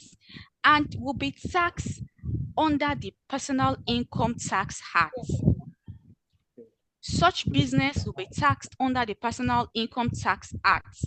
And if you register as a company, either as a small or large company, that is as a limited liability company, only then will you be able to enjoy this tax reform of small businesses enjoying non-tax payments if their revenue is 100 million and below. So as a business name owner, let me use that word, or as an income earner, say you work for a private entity or a government, your personal income tax will now be subjected to a tax threshold in a progressive way. The higher you earn, the more tax you pay. Now, the major objectives of this reform is to reduce poverty taxation, encourage business formalization, and to align with global tax standard. Now, the reason why the government is bringing this reform in place is to reduce poverty taxation. The previous tax law, there are a whole lot of consolidated relief whereby only the minimum wage earner enjoys not paying tax, whereas someone earning as low as 120,000 naira monthly still gets heavily taxed. So what the government is now doing is that, okay, let's do it this way. If you are earning higher than 800,000 annually, there's a progressive way you'll be paying your taxes, and then to align it with global tax standard, and also to encourage business formalization. What this tax law wants to do is to encourage businesses, because there are a whole lot of small businesses in Nigeria. You will see A and B enterprise that generates about 2 to 3 billion naira annually, and still subjected to the normal 30% company income tax. So what the government is now doing is, okay, I want to encourage more businesses, want to encourage these small businesses to grow. Okay, if your revenue is 100 million and below, you are exempted from tax. But of course, you still have to provide your financial statements to the tax man and show proof that, okay, this is what my revenue is and I am being exempted from my tax payments. I need to move fast. So non-taxable income for individuals, employment-related benefits. They include reimbursement of official expenses. Say you go for an official expense and you make payments from your pockets, and say your employer is paying you back, is reimbursing you. These are exempted from tax, but with the necessary narration. It must include reimbursements. Medical expenses paid by employer, gratuity. Now, this gratuity is a gratuity paid to you by either the government or paid to you by your employer. Pension under approved pension scheme, National Housing Fund contribution, that is NHF, National Housing Insurance Scheme, NHIS, life insurance premium paid by the employee. These are non-taxable income. Now, employment-related benefits such as interest on savings account.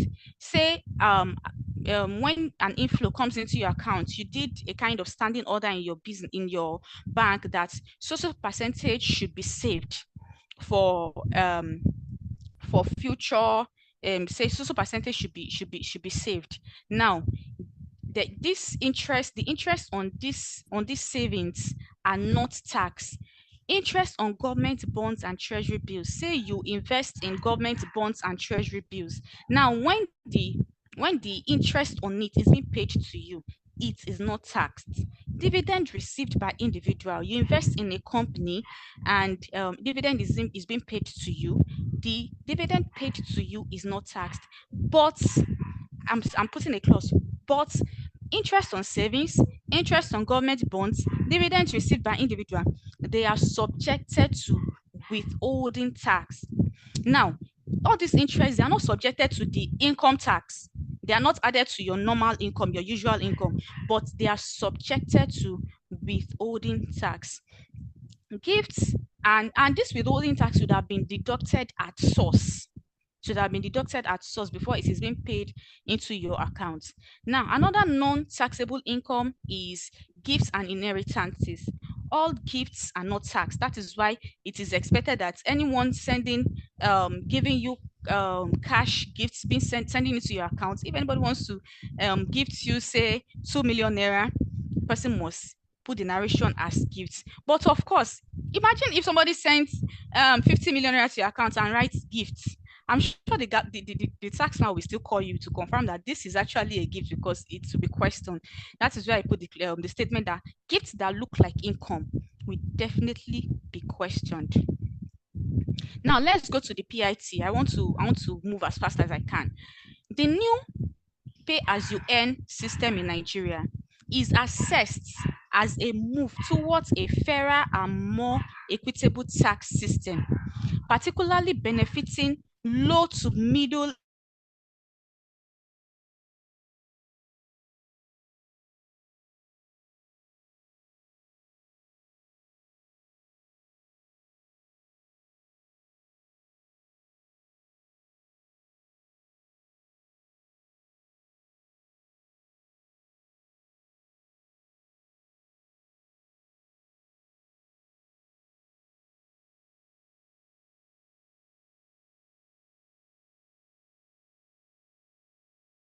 implementation, transparent administration of the collected revenue, and enhanced compliance through the new digital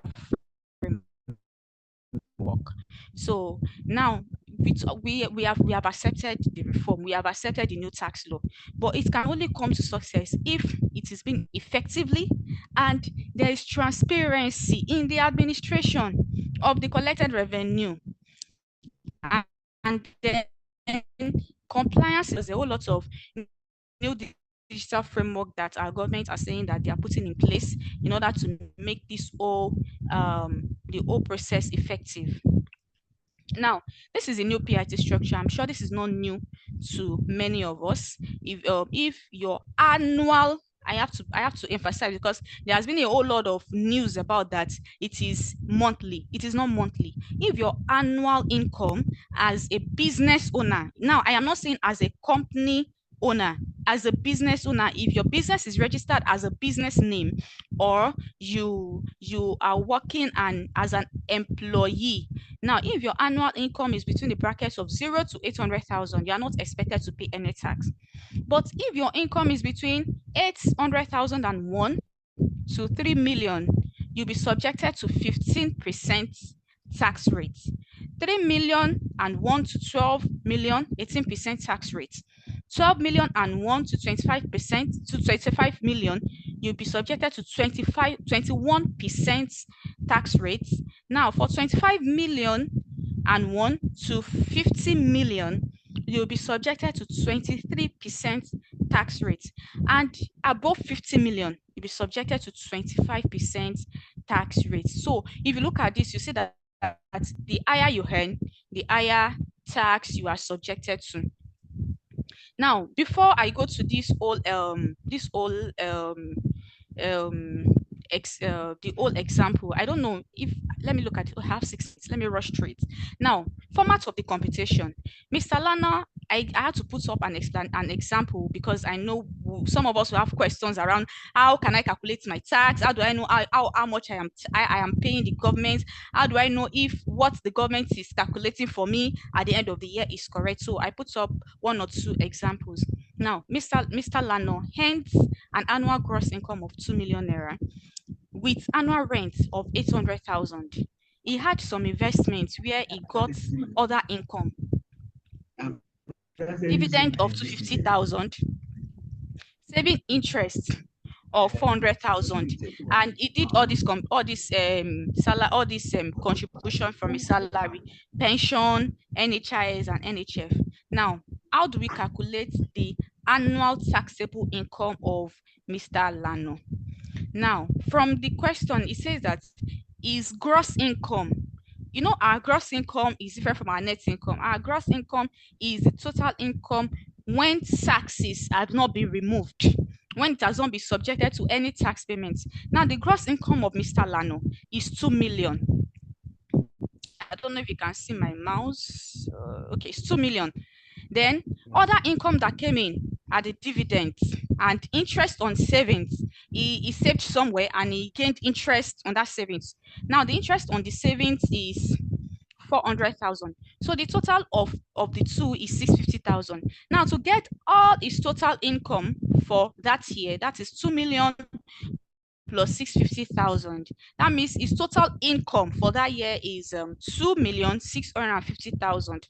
Now, I said earlier in my slide that when you make contribution, it helps to reduce how much tax you pay. So all this contribution, the pension, which is 8% of the income, that is 8% of 2,650,000. You put it here. NHIS 5% of income, then NHF 2% of income. Now, when you add all of this together, 410,750, you deduct it from 2,650 million, and we have an income after contribution of 1.5 million. Now, we said that the government gave you a relief and he wants to take advantage of that relief, which is either 20% of your income or 500%, whichever is lower. Now, when we calculate 20% of 800 rents, 800,000 rents, I'm coming. Oh, sorry, the rent relief is 20% of your rent. 20% of 800,000. Oh, this will be 20% of 800,000, which is 20% of your income. Let me go to the Excel so as to understand. Okay, let's do this. 20% of this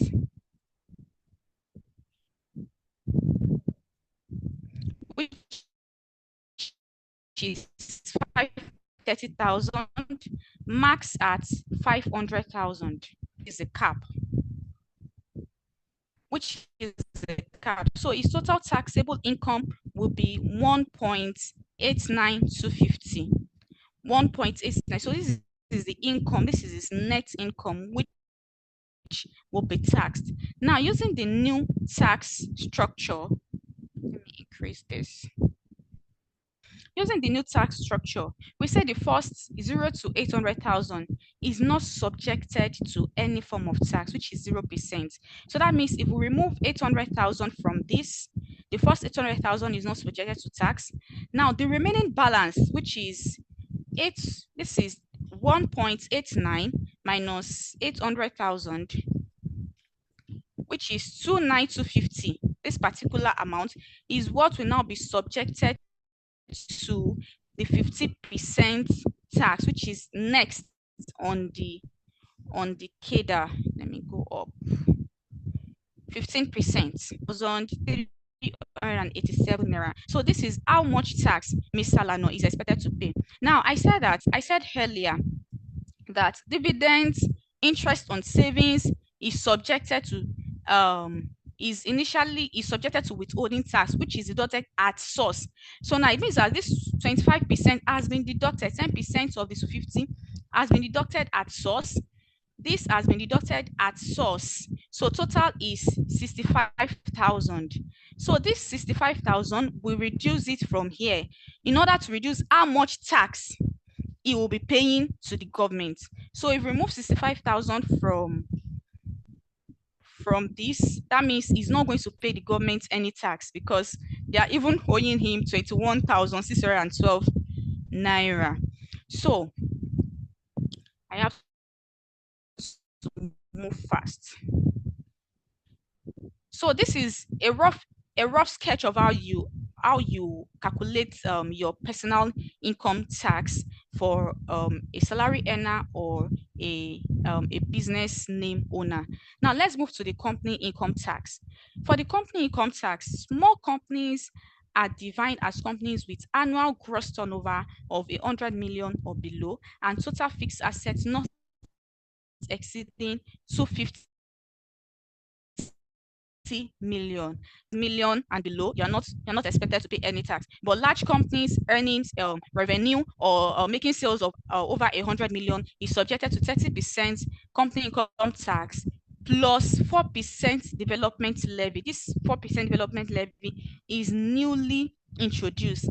If the company incurs tax losses in prior years, it can offset these losses against future taxable profits. So now, if you've been incurring losses beforehand, in years before, you can use it to offset. Let's say 5 years ago, you've been incurring losses. The year you start making profits, you can use that loss to offset the tax you have to pay in the year you make profits, which is under the new tax law. So a question came, I drafted a question. If a company is generating revenue of 85 million in the year 20x7, what will be the tax due? Of course, we know that this particular company cannot pay any tax because it is not generating up to 100 million cap. And I put an example of a company earning 250 million that generated a revenue of 250 million. Now, after deduction of the cost of sales, operating expense,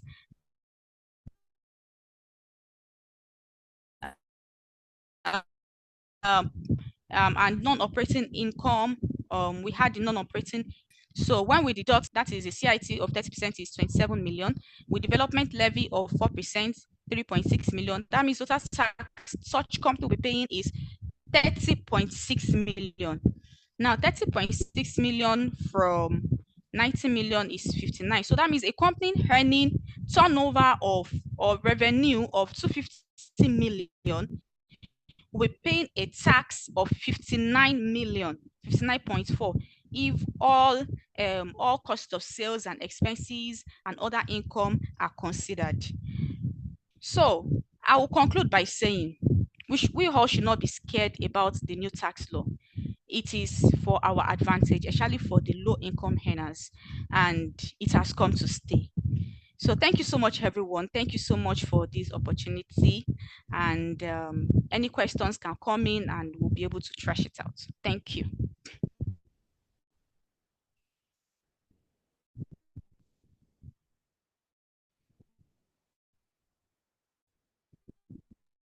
Thank you so much, Mrs. Oluwatoyin Olamide. Thank you so much. I believe we've gotten the insight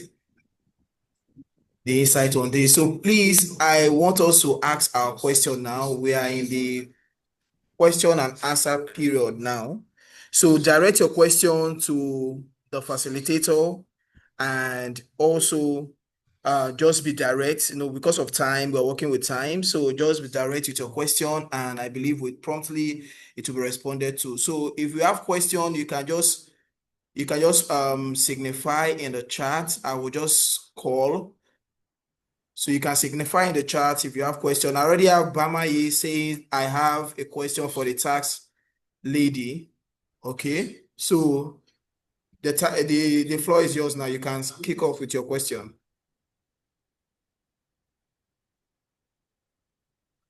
shall be released tomorrow.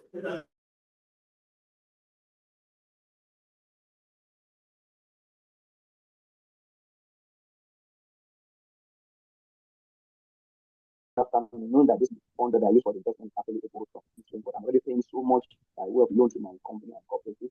How does the government take care of it? Secondly, if I'm taking funds for investment purpose, and then this is a fund that comes with interest rate.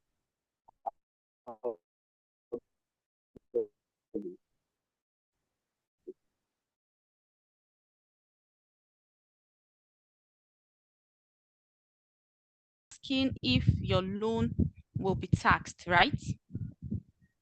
If my salary, although my salary is If your salary, but I say the tax since I'm already servicing so much loan, you know, there's vehicle loan, there's corporate loan, right? Yeah, how does that take care of it? okay. So now, when you are repaying back your loan, your salary will be taxed after repayment of the loan. That is how your salary will be taxed. Now, this cooperative loan you took, of course, it was seen as an income, right? It was an inflow that came in. It was seen as an extra. Your voice is please. My voice, can you hear me? Is it better now? No, it's not. Oh my God. Okay, let me. I can hear how.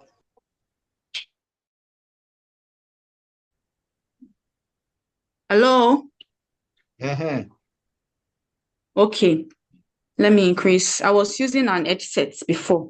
Okay. Now, your salary is not taxed after removing your loan repayment, right? Your salary is taxed before loan repayment. Your salary is actually calculated on your gross taxable income and not what is left after deduction of loan repayments. So now, if your total income is say 2 million at the end of the month, right? Now, after deduction of your voluntary contribution and all of that, then your salary will now be taxed. After the payment of that tax, that is when your loan repayments will be removed. Now, the reason why you're not paying salary, your salary will not be taxed before the repayment of that loan is because it is assumed that loan tax has been paid on the initial inflow that came in. I don't know if you understand. Say last year you took that contribution, and when it came in, it came in as 2 million naira, and say your normal income was 2 million. That makes a total of 4 million. It was assumed that this loan is, in fact, your loan is not even taxed. That is the bitter truth. Your loan is not taxed. It is the interest on the loan, the interest that comes in from it, that is being taxed to whoever you are paying it to. So now your typical salary flow will be your gross income minus your statutory deduction, that is your NHIS, your pension, and then your payee, that is your tax, will now be calculated, right? Now it is after deduction of your tax that your loan repayments will now be removed. Now you are earning 2 million naira. That is your gross income.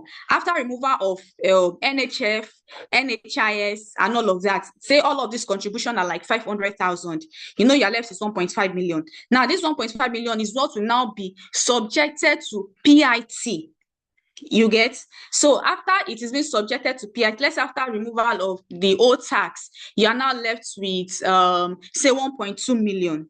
Now it is from this 1.2 million that your loan will now be removed. So if your monthly loan repayment is say 200,000 naira, then you remove the 200,000, then the amount you are taking will now be 1 million naira. Do you understand? So your net pay is not affected by the your pay after removal of the loan is not what is subjected to tax. Your net income is what is subjected to tax, after which your loan will now be removed.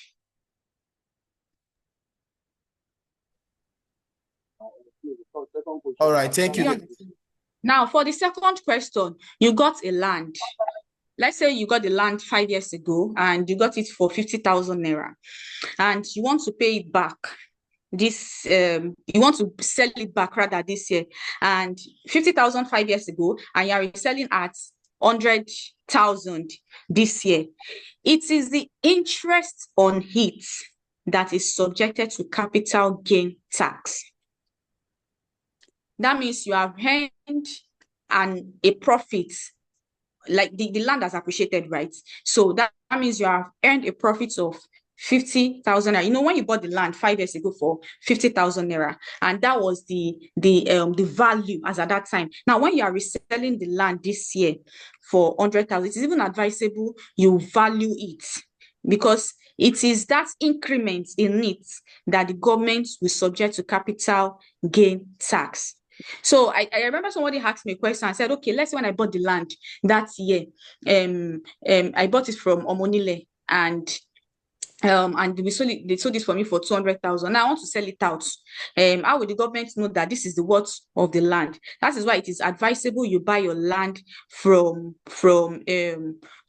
people like Mr. Taiwo Moses, from a good real estate person that will give you the real value of the land, so that the government will not subject it to unreasonable capital gain tax. So it is the increment in it, because government believes that since you are reselling it, you are making profit from it, of course, right? And it is an additional income to you. It is that particular increment, that's interest, that profit you have made from the resale, now to be subjected to capital gain tax. I hope that answers your question, sir.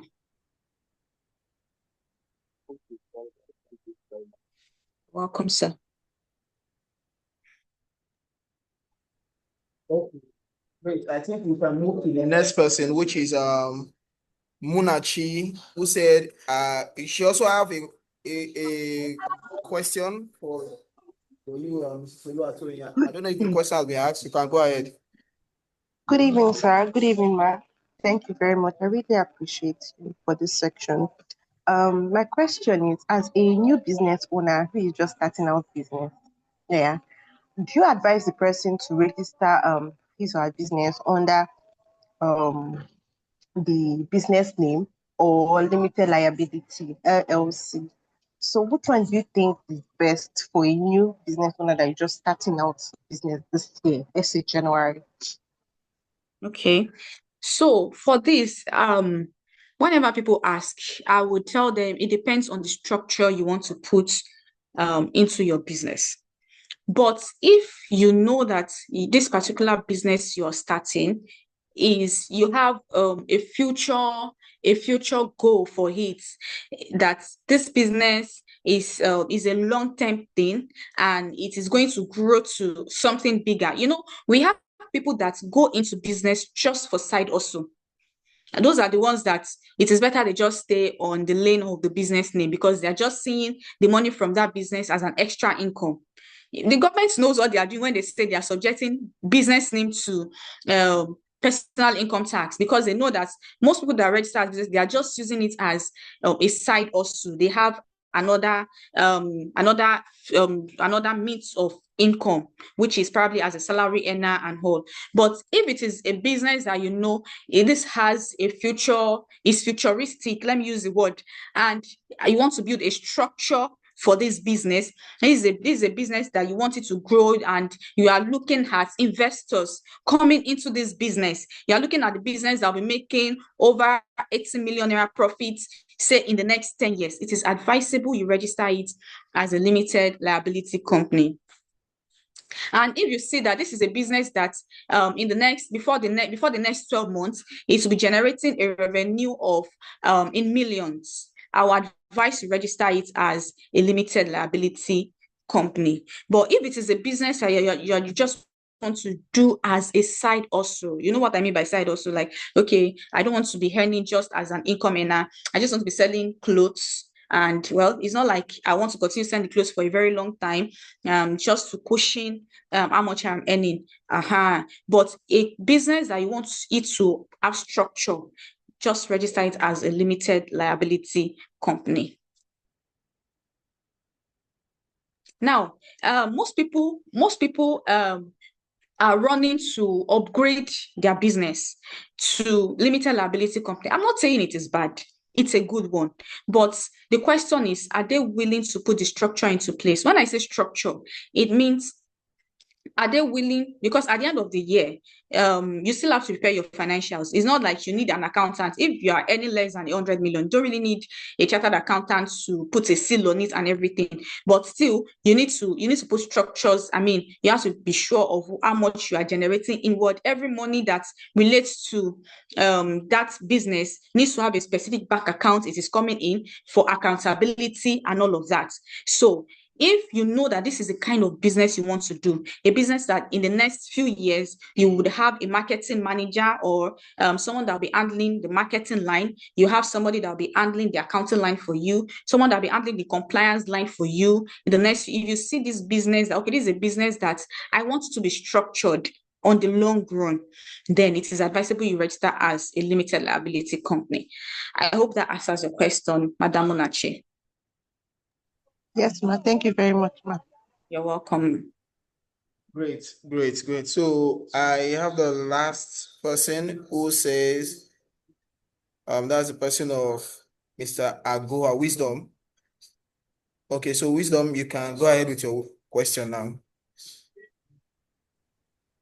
So you have the question for the second and the last speaker. So, but fortunately and unfortunately, the second speaker is no longer with us here. So you can go on with your question to the last speaker. Okay, my question for the last speaker is the tax, that is the company income tax.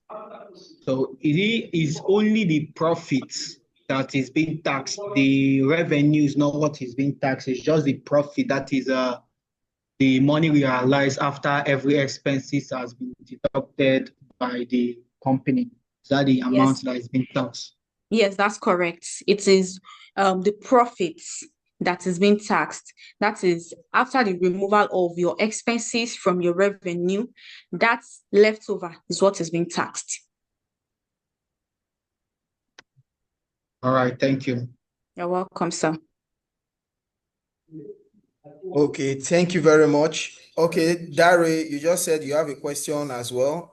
Please, if our question has been answered, both directly or indirectly, we can just keep still. But Dare, you can go on with your question to Mrs. Oluwatoyin. Go on. Yeah. Thank you, Mrs. Oluwatoyin. So my question is concerning the question the last person asked on new business. So as a new business owner that wants to start off, he said if the person has a structure or is planning to put a structure in place, the person can register as an LLC. But if the plan is to put the structure in place, but for now, it's just the person who don't do the business, can you still get it as a business owner and then upgrade? I don't know if you can hear me. Yes, you can register as a business name and upgrade, but personally, because I consult for new business owners that wants to register as register with the CAC, I would advise you register as a limited liability company. If you know that, okay, this business, you want to register it just with the CAC, but you are yet to commence, you are yet to put the structure in place, you can register as a limited liability company. But of course, when you open a business, is a two-way thing. You want to register with the CAC, it is advisable you don't open a business account for such business yet, because when you open a corporate account for such company and inflows is coming in and without the right descriptions or narrations, tax people, because in fact I have a similar scenario that I am still dealing with right now. They will assume, especially if there are large amounts of money or large sum of money, they will assume that you have commenced business. So it is advisable you register as a limited liability company, but when you know you are not yet ready to commence business, just don't open a bank account for it yet until you are ready. And even if you open a bank account for it, make sure there is no transaction or personal transaction that flows into that bank account. I hope that answers your question, sir.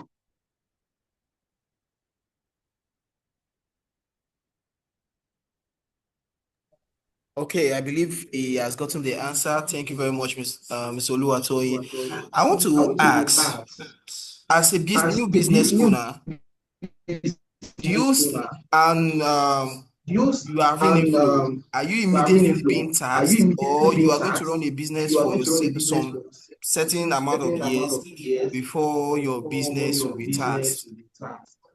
Annual what, please? No, I'm asking that for new business owner or new registered businesses, will your business start getting taxed immediately as inflows are coming in? Let's say you have done the account with the bank, or there's a certain amount of years that new registered business have to run before that business will be taxed. Okay, so the moment you register a business with the CAC, such business is assumed to have been incorporated, right? Now, the moment you open a bank account and inflows start coming in, and these inflows look like revenue. It's okay, you registered your business last year, November. You open an account this January. An inflow came in, an inflow of 20 million came in, another inflow of 5 million came in. And so far, if they are capital, whenever that inflow is coming in, tag it as capital. So by the end of the year, if there is a query from the taxman that, oh, we are seeing this inflow, we saw the total inflow of 80 million in your account and you are going to pay tax, the only way you can defend yourself is this narration that you have put, that this is for capital. I'm still building this business. The business has not started and all of that. But the moment you open the account for the company and inflow starts coming in, money is coming in, money is coming out, money is coming in, money is going out, it is assumed that such business has commenced operation. That is why I always advise people, if you know that this company you are registering, you don't want to start operation yet, it's advisable you don't even open an account. But if you now know, if you feel okay, you want to be saving capital, we have some business owners that will say, as I am getting some money here and there, I want to be saving tax capital before I start up. As you are transferring the money into the company's account, make sure it is tagged as capital. I don't know if you understand, but if it is not tagged, it will be assumed that such business has commenced. I don't know if I answer your question, sir.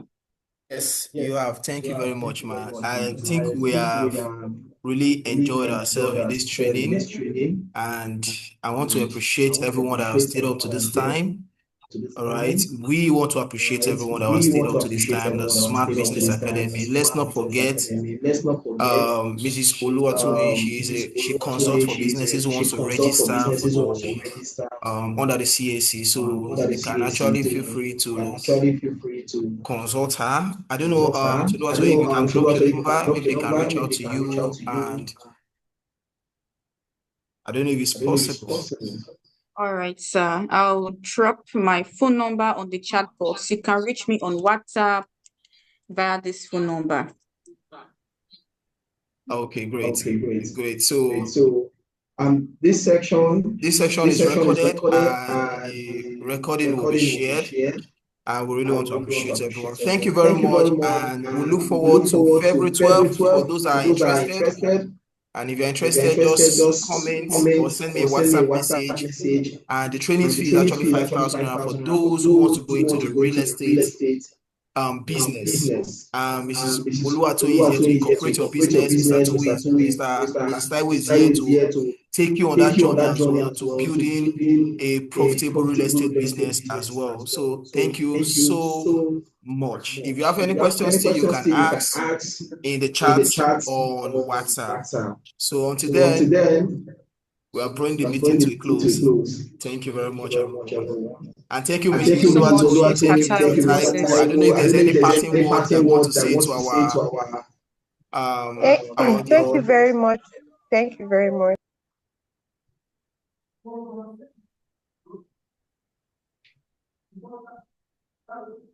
All right, the training has ended. Thank you.